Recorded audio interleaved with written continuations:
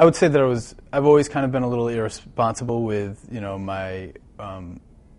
my credit cards. I always carried a balance, and as soon as I missed a couple payments, these 3% credit cards went up to someone went up to 29%, and I eventually just gave up. My name is Stefan. I'm 34 years old, and I am about $84,000 in debt right now. Most of it is student loans. 20 to 21,000 of it is in credit card debt right now. What you need to do is fill this out here. You're filing in Chapter 7. You need to fill out all the information here. Everything that you can. If you have any questions, ask me. Para Stefan Heise, la decisión de pedir quiebra fue el último recurso. I had quite a bit of insecurity about doing this for a year to a year and a half, and that's why I kept putting it off, thinking that maybe there's some way I could get out of this. I could work and start making payments. El problema comenzó en 2008, cuando Stefan intentó usar su tarjeta de débito en un mercado y la tarjeta fue rechazada. Pronto descubrió que su cuenta estaba bloqueada y que estaba siendo procesado por las deudas de tarjeta de crédito. I felt buried. I felt like I was just kind of barely getting by, and plus I was working kind of a dead-end job, so I just stopped paying. I just let the mail come. I didn't even open it. I just stopped. To get a sense of what's happening to young people today, it's helpful to compare how they stack up against their parents' generation when they were this age. And the first thing to look at is earnings. So let's start with what people who go to college and get a bachelor's degree earn today. And it's pretty surprising because the typical earnings for a college graduate today for men are essentially flat. Basically, we're in the same place we were in 1975 after you adjust for inflation. Women are a little better off. Their earnings have increased by about 10%.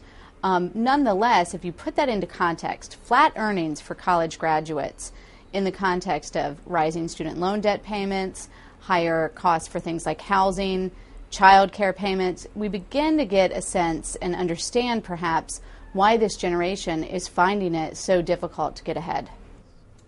La deuda de la tarjeta de crédito de Stefan comenzó en la facultad.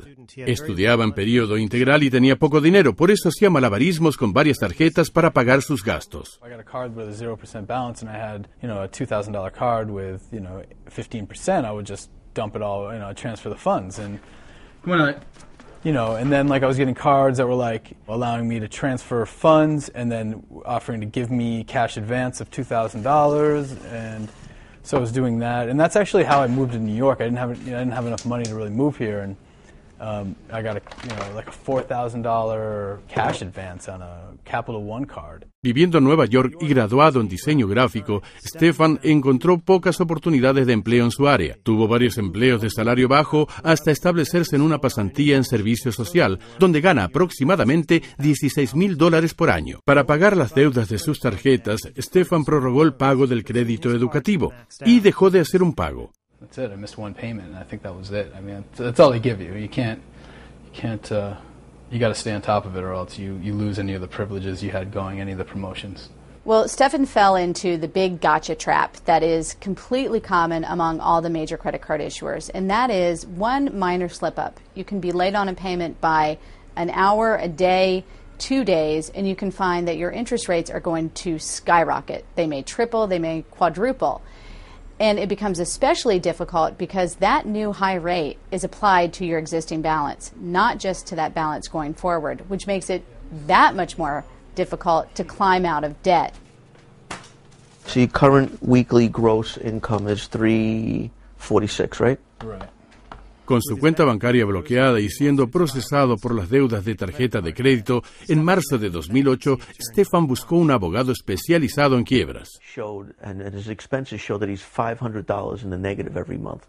So somehow he's living on $16,000 gross a year when his rent and utilities alone, just up for 10 months, is going to cost him $8,000. You need a much better job. So as soon as you get rid of this bankruptcy, you better find something else to do.